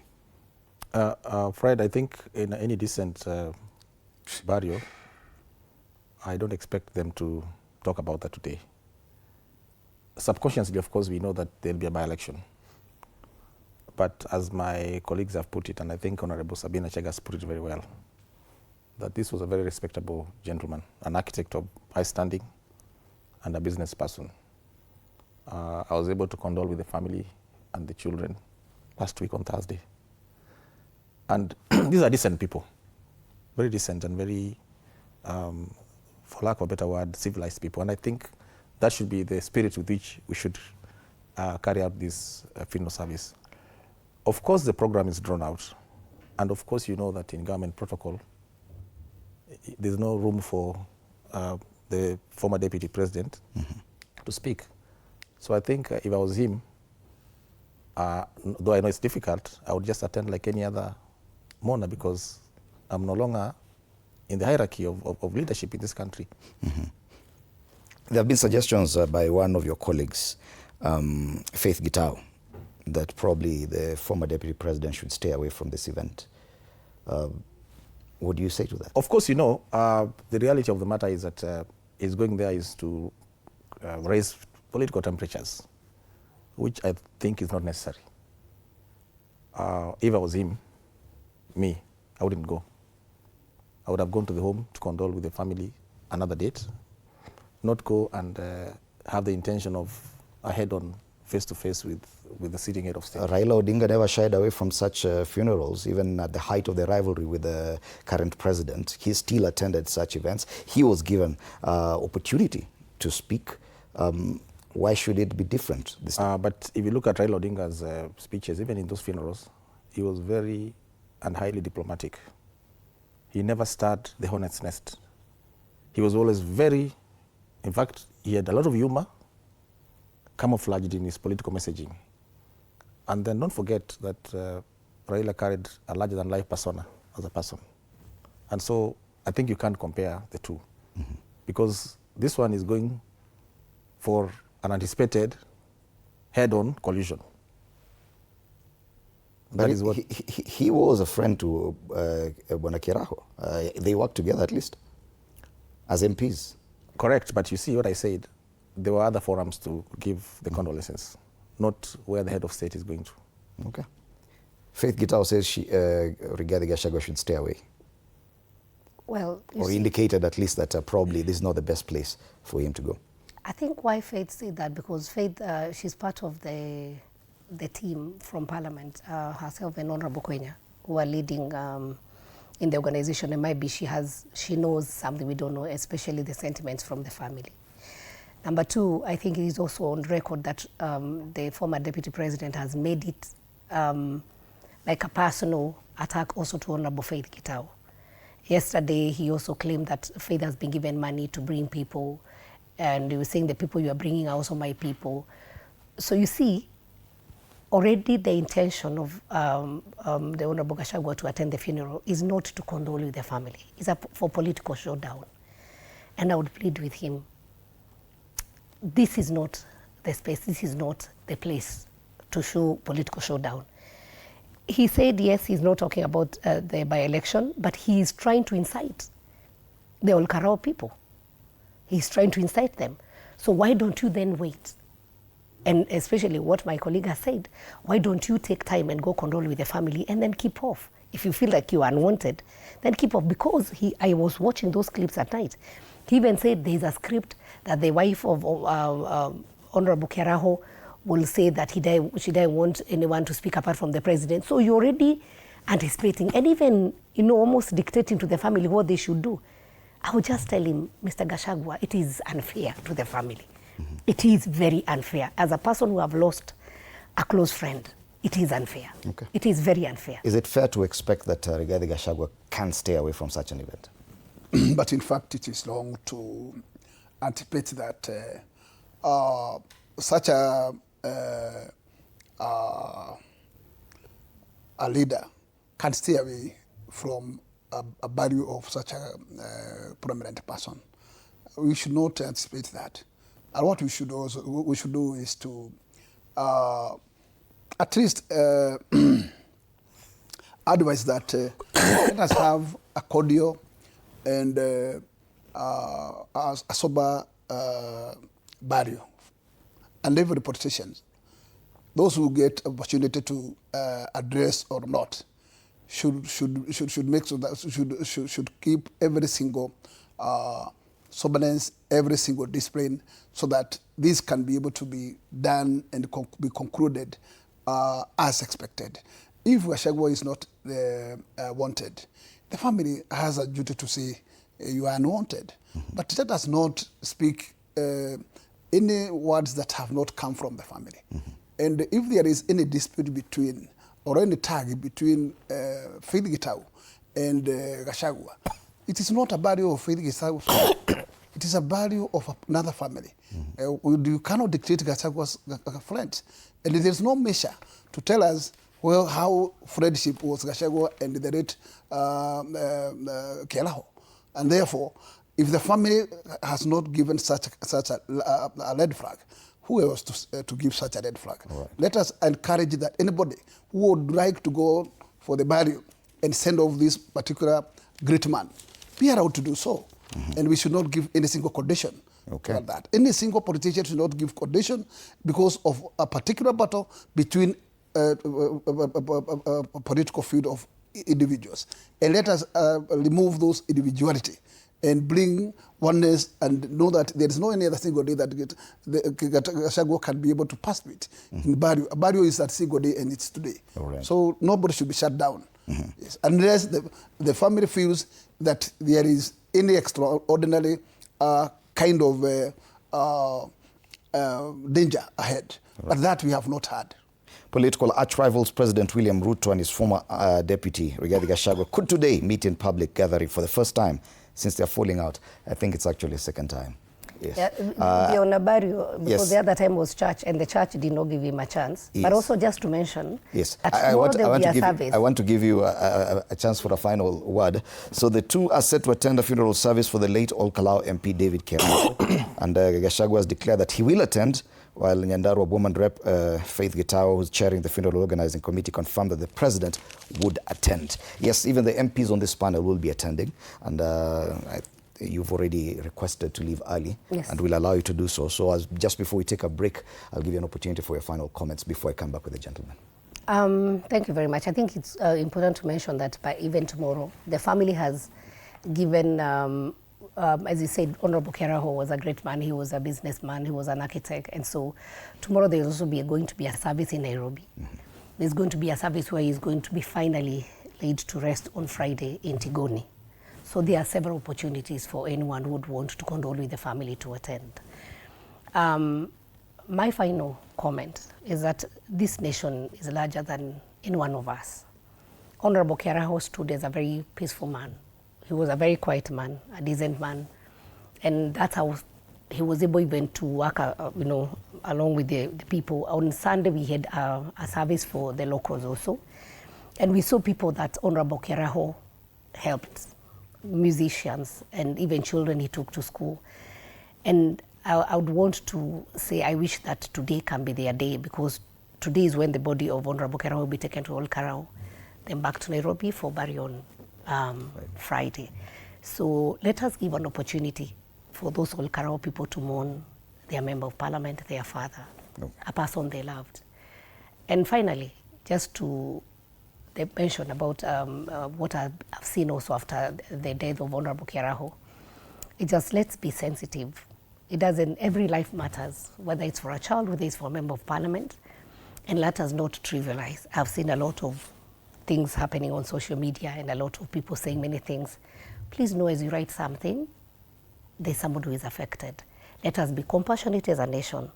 Let us love this nation because, as I've said, this nation is greater than all of us. All right. Thank you very much. Sabina Chege, member of the National Assembly, asante sana for your time with us.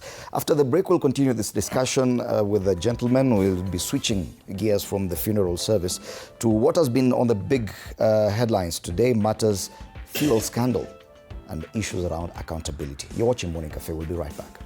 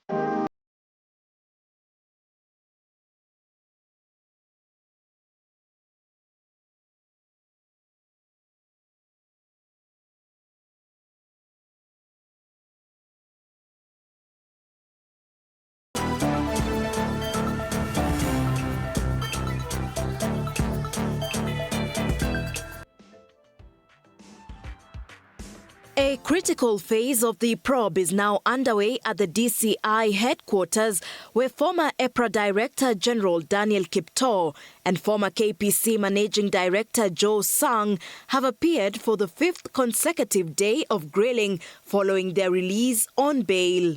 The two, alongside former Petroleum Principal Secretary Mohammed Liban, remain at the center of a widening investigation into the controversial fuel importation deal that has sparked national outrage. DCI Director Mohammed Amin has confirmed that the three suspects are yet to take plea and will instead be required to report daily to investigators as detectives finalize their inquiries. Once investigations are complete, a comprehensive case file will be forwarded to the ODPP for further action. Documents reviewed by investigators revealed that Energy CS Opiyo Wandayi was kept informed through official channels, including emails, letters and minuted meetings as the crisis unfolded. The records further indicate that the Gulf Energy, a nominated oil marketing company, failed to deliver a contracted 85,000 metric tons of petrol by March 19th. National fuel stocks had dropped to just 72,908 cubic meters, with projections pointing to a potential stockout by March 30th. Already Wandayi amesema 2.9 billion imepotea. Hii Kenya imeibiwa, hata hii Kenya iko na nguvu. Ile wizi iko kila siku. Every day wanaiba 3 billion. Hata hii Kenya ni nchi iko na nguvu. The Orange Democratic Movement is demanding accountability over the recent fuel scandal, with party leader Dr. Oburu Oginga saying any public officer found responsible, no matter their rank or political affiliation, must face the law. Dr. Oburu has also condemned attempts to prematurely link CS Lee Kinyanjui and Opiyo Wandayi to the scandal, warning that such speculation risks derailing investigations and politicizing the case. Even as interrogations continue, the key question remains, will the investigations yield concrete evidence and ultimately hold those responsible to account? Sheila Chelangat for TV 47. The question is, will we ever hold anyone to account on anything? The standard scream's been here before. It always happens. Images there of the ODPP, DCI, questions around accountability. We've been treated to scenes where governors, high-flying politicians have been arrested, some along with their spouses. These cases rarely get to see the light of day. Is this another instance where culpability is definitely, you can point to the direction, but nothing will happen? And that's the question we are asking. Bwana Maduku, let's start with you. We've seen ODM demanding accountability on one hand, the party leader, and they released a statement. But on the other hand, they insist within the same statement that those saying that the CSs who are clearly involved in even the correspondence leading to this should not be accused of anything. Surely, who will hold who accountable if, because of political patronage, some people should not be touched? Fred, let me say this. If you want to import fuel into this country, there are various steps that you must undertake before a vessel docks and discharges product at the port of Mombasa. There are various committees that must sit. Fuel importation is 100% done by the Ministry of Energy. There's a committee where all players sit, including oil marketers, and agree on stocks that are going to be imported. Now, after that, there's a standards body, the Kenya Bureau of Standards, that must also test and confirm that this product meets the minimum standards that are required. It is not possible to import 60,000 metric tons of fuel into this country without various committees of all the players sitting and agreeing. And so from where I sit, and with the knowledge I have, when you say that the MD Kenya Pipeline and the DG EPRA are capable, it is difficult to convince me. Mm-hmm. Where are the minutes of the meeting that approved the importation of this? Who sat in that meeting?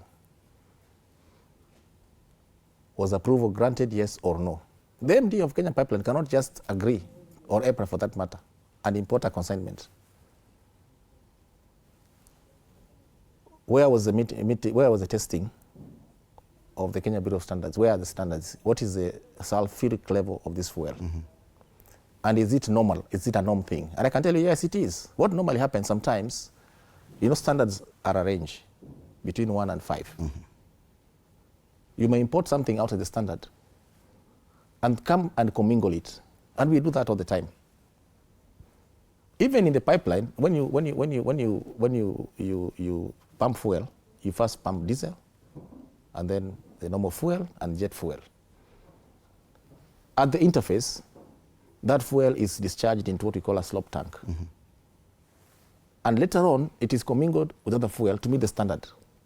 And that's where we have got technicians and chemical engineers who work in the Kenya pipeline. So I know this matter is under investigation, but I think sometimes the headlines just scream. Because unless we have all those minutes and all the approvals, then we cannot judge before we see the matter. Okay. But the question is that the DCI were quick to arrest people who were forced to resign or resigned immediately after. There was claim that there was money somewhere. There's been so much discussion within the last 5 days about this, the criminal culpability of these 3 or 4 people. Yet there's so much evidence mentioning the CS, both CS Trade and CS Energy. Do you feel that it's right for the ODM party or the ODM party leader to defend the CSs at this point? In the onset, it is important to agree that we do not have to go for what we call sacrificial labs. And if we are serious to look to the depth of the matter and get the correct position, there's no way that we can pinpoint just 3 men out of a pool of the rest of the processes. And I beg to disagree completely that there is any single import of such magnitude that can step to the land of Kenya without the knowledge of the CS. And there is no way that the PS can be, yes, he's a accounting officer, but there is nothing that can be done with the ministry without the approval of the CS himself. So in this case, I wonder, I have seen the CS cancelling that particular order and saying that one Jaffa has considered to withdraw. But my big question is, this fuel is nowhere in the vessel. It's already drained. People want to convince us that actually the fuel will be then drained from where storage it is back to the vessel? Or what does Waziri want us to believe? Or he just want to create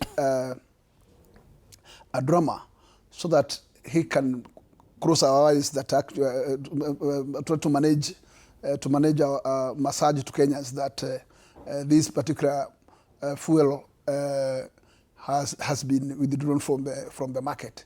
Assume this fuel is already at the petrol stations. How will this fuel get back to the vessel that it brought the product here? Number 2 is that as much as we would like to say the 3 who are quickly arrested are the main key players of this. And this is, how do they want, is there an assumption that people want Kenyans to believe that this was brought as an illegal order and this was not known by the ministry? It was a cooked cartel by the few. But the answer is no, and a big no. And if the answer is yes, where was the CS to raise the red flag? Because he was the first man then to raise the red flag and tell Kenyans there is a cartel, there is a cocoon, and there is already fuel in the market which is illegal or which has entered into the country illegally. But his silence tells us he was aware, and he understands all what happened, until that's a point that he wants to convince Kenyans that he is now cancelling the same order. My big question is, who will bear the cost? Yes. Because if this particular order was a genuine order, who will bear the cost of the loss? All right. Yes. There was clear indication that if at all this fuel was allowed to come into the country, then fuel prices would go up. And that is what they're saying, that is illegal. It was not done the right way. But the question is, in Kenya, if you arrest any individual, then you're supposed to present them before court within 24 hours. This is 5 days later. Even the 3-4 gentlemen who've been arrested, they're still being interrogated. None has been taken before court. DCI confirmed none has taken plea yet. Do you believe, because the standard is questioning whether at the end of it someone will be held accountable, do you believe that we'll actually get to the bottom of this? I told you in the Mulia, from what we are reading, we already have a government-to-government deal where Kenyan government and the Emiratis have signed an agreement to deliver fuel at specific prices at certain times. In Kenya, we have a policy that we must have a minimum stock. Now, it happens that one of the deliveries was not made on time. And that created concern within the energy sector. And they decided, because this delivery has not been made on time, let us have a plan B. And this is what led to the importation of this fuel outside the government-to-government deal. That is what we are reading in the stories. Now, what I'm telling you, up to that point, there must have been 10, 20 meetings where virtually everyone sat.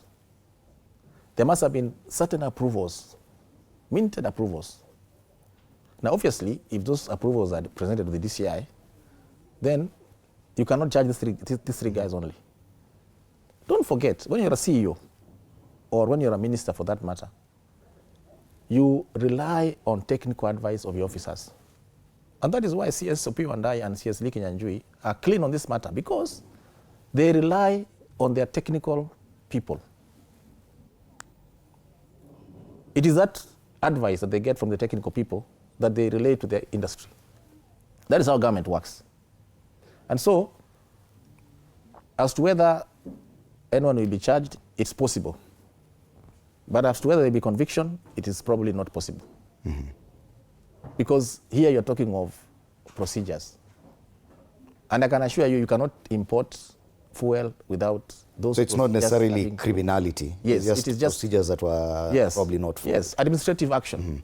Now that the DCI is already on this, and the National Assembly, in its constitutional oversight, has a role over public procurement as well. Do you think that this, because Kenyans need answers to so many things, do you think that probably the National Assembly should take this over to clear the air, probably conduct a probe on its own? I think it will be an excess in futility.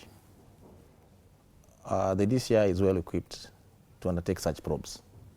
And matters of energy are very technical in nature. And so I probably would advise that we wait for the outcome of the probe by the DCI. Then based on the recommendation, now come and probably do further interrogation. Okay. But don't forget that they also used an existing legal channel, what we call emergency procurement, to have this done. And I can assure you there were certain approvals prior to that. Okay. Yet there was a question of the 500 million shillings that is said to have been found in the houses, meaning that the DCI is probing some acts that are considered criminal in nature. When Amaduku says this is simply processes within government circles that may not necessarily lead to criminal culpability. Don't you agree that there are questions that could border on criminality? Well, in fact, what I will not be able to stand to state here is the truth of the allegation that there was money which was gained from the homes of the three arrested suspects. And if in case there was money, one has to justify why such big money was in his custody.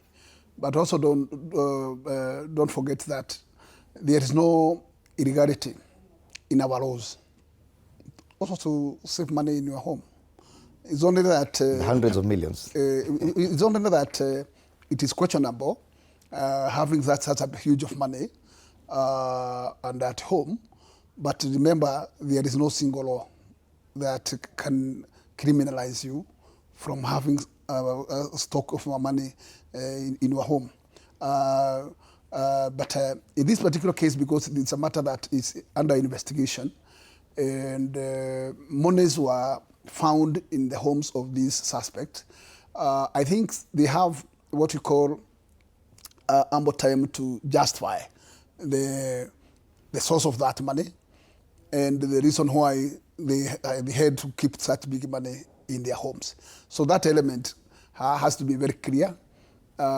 Number two, that money cannot be related to this particular saga.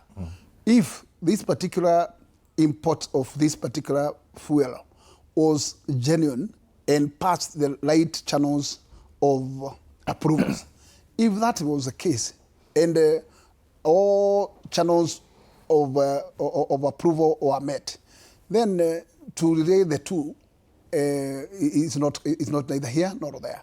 Because for sure, if we are being told that the three connived and they made an import in the absence of the knowledge of the ministry and gained from it, and gained out of it, then we could straight be saying, you guys, you have criminally done it wrong. But today, things are that the process were made, minutes are there, and the approvals were officially made. Because if you look so here what we are fighting is only one factor, that why did you allow this? But remember, there was that cited gap, which cannot be, as a layman, can be able to state. But that cited gap of that rate arrival of the commodity from the main source made the ministry and the EPRA team to have a second opinion. Where can we find fuel enough to seal this gap, which is almost to come along?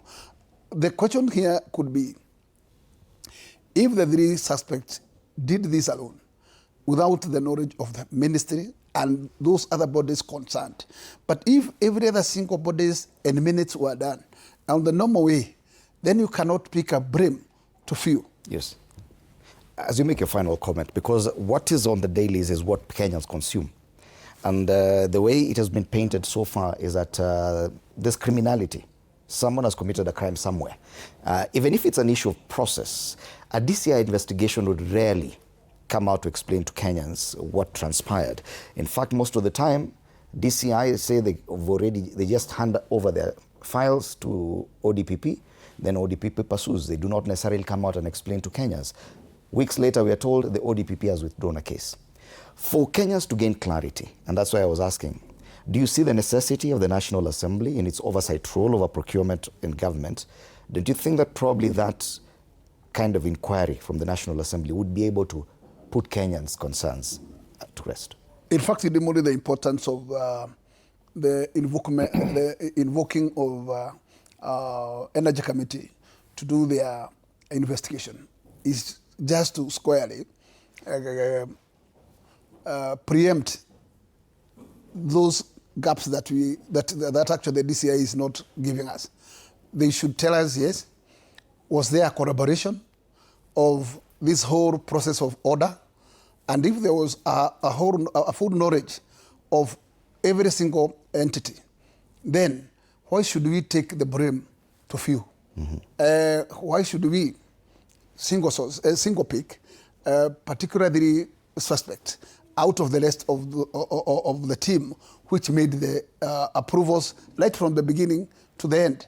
And the last question is to know, this whole process, was the CS been getting what we call tips or at every stage, was he being informed of the whole process from the beginning to the end? Because even himself, whether he lies with technical people, as the first place to allow the process to commence, he must have been convinced that we have serious need and a gap to fill. So if we give the first step, an approval, then it tells you he was part of the process from the beginning to the end. Yeah. And therefore, he was the person to stand to defend the whole team down the stream. But he should not keep watch his people roasted when he's silent. All right. But Manduku, as you make your final comments, we do have some feedback for you here, and it has something to do with your constituency. At Nyakundi Emmanuel, he says, ask Manduku what is happening in his constituency. He promised people tarmacking of Keroka, Kiamokama Road. And Samson Ondieki, ask Manduku if he can fast track the Ramasha Miriri tarmac, which is always neglected until the campaign moments are here. As you make your final comments. Well, that is positive feedback from my constituents. I've been Member of Parliament for 3 years. Keroka Ibacho-Kiamokama Road was first promised by the first sitting Member of Parliament, the late James Nyamweya, in 1969. When Nyaribari Masaba and Nyaribari Chache were one large constituency. This road cuts right through. Mm-hmm. Subsequent promises were made by every Member of Parliament, including the last Member of Parliament. But the truth of the matter is, as we sit here today, that road was advertised for tarmacking. Mm-hmm. And the evaluation process is currently ongoing. We expect the President to come to Kisii, and specifically Nyaribari Masaba, on Tuesday, and update Kenyans or our people on when he's coming to launch that road. So a little patience will prove that the road will soon be tarmac, because it is currently under evaluation as per the procurement laws. The other road does not concern Nyaribari Masaba, though it touches Nyaribari Masaba. That's Miriri. It's not on the program. That Miriri. Road is supposed to be largely on the Transmara side, Kilgoris side. The other road that we have discussed with the President, and he has agreed to help in the coming year, is Nyanturago, Nyamasivi, Ekona Road. Nyaribari Masaba was very unlucky in the last 20 years that no Member of Parliament was able to lobby and get a single kilometer of tarmac until Daniel Manduku came. And that person needs to check his facts and check the KERA website and confirm that Keroka Ibacho Kiamokama Road is currently under evaluation. Right. Okay. Thank you so much, Banadel Manduku, MP Nyaribari Masaba. Would you want to add anything about your constituents? He has enough roads. He has enough roads. In fact, what I would like to say is that even in the urban, we have still problems with the roads. Let me say that I'm not very bad off, but also I have few which require some touches. Mm-hmm. And as we consider to do the rest of the country, it's also important to know that Nairobi generates the biggest chunk of the resources. And as a capital city, we require also to be considering Nairobi as a home of everybody, mm-hmm. and making sure that it is tidy and it's given the room that it deserves to be at the level of the capital city as it should be, to compete with the rest of the capital cities of the world. Mm-hmm. It's unfortunate to be finding loads of the city, capital city, in Malam, okay. or other status. Because that is not the status of the capital city that we should wish to be. So I support that. Let us take what we call development all over and out of the country, or those other regions out of Nairobi. But we should not fail to give the breeds of food to the cow, which generates the biggest amount of milk. So it's important to give it food enough so that it can generate more. Oh, thank you so much. James Gakuya, MP Embakasi North, and Daniel Manduku, MP Nyaribari Masaba, our panelists this morning. And also Sabina Shege, nominated MP. Asanteni sana for your time at TV47. Matters Oil, given prominence on the front pages. Been here before, that's a standard, calling for accountability. Uganda link in Kenya's 12 billion fuel import scam. That's the Business Daily. On the Daily Nation, they talk about a fresh twist in the 12 billion shilling bad fuel scandal. The Star goes political, ODM UDA fallout looming as zoning standoff escalates, and finally about Tanya Kindiki, habari kuu kwenye ukurasa wa mbele wa gazeti la Taifa Leo. Asanteni sana. That has been State of the Nation. After the break, why do so many people stay in abusive situations even when it breaks them? That's the question we are asking. Anno Dida will be having a panel discussing this. Hurting but holding on. Why stay in abuse? My name is Fred Ndimuli. Good morning.